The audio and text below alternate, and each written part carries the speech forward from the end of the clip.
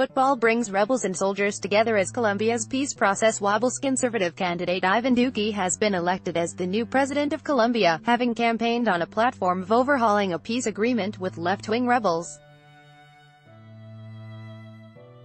Sputnik finds out how Tuesday's World Cup match has become part of the peace process. Mr. Duque was elected on Sunday, June 17, after winning 54% of the votes during a divisive campaign in which he had heavily criticized the deal. Current President Juan Manuel Santos had agreed with the FARC rebels. The 2016 deal, which won Santos the Nobel Peace Prize, guaranteed the rebels seats in Congress and gave them immunity from crimes committed during the conflict, which began in the late 1960s. The war led to 220,000 deaths and the displacement of more than 5 million people. Many victims of the war resent the agreement, but the benefits of peace will be clear to see on Tuesday, June 19, at a special event in Antioquia province. Former members of FARC and their former enemies in the right-wing United Self-Defense Forces of Colombia (AUC) will play in the Great Soccer Match for Reconciliation at Dibaba. A joint FARC-AUC team will play 2 friendly matches with the reserves of 2 Colombian Football League clubs, Atlético Nacional and Deportivo Independiente Medellín.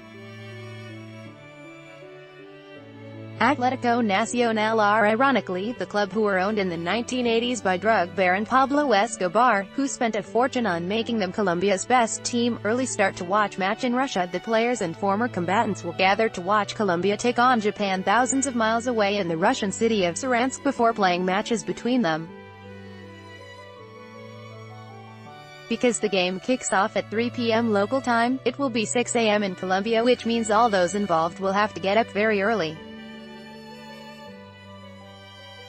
The event aims to strengthen the reconciliation that has been established, thanks to the peace agreement between the government and FARC. Football has been promoted as a space for reconciliation and dialogue, and 3 soccer balls have been specially made by victims of the conflict and will be handed out to local children. The idea for the event came from Felix Muñoz Lascaro, a FARC leader better known as Pastor Alape. The awarding of soccer balls to local children and the presentation of 3 soccer balls made by victims will be the opening ceremony. Duque beat leftist ex-rebel. Duque defeated a leftist ex-guerrilla, Gustavo Petro, who had pledged to take on rich and vested interests in Colombia. 8 million free Colombians taking a stand. There is no defeat here. For now we won't be the government, said Petro, accepting defeat gracefully.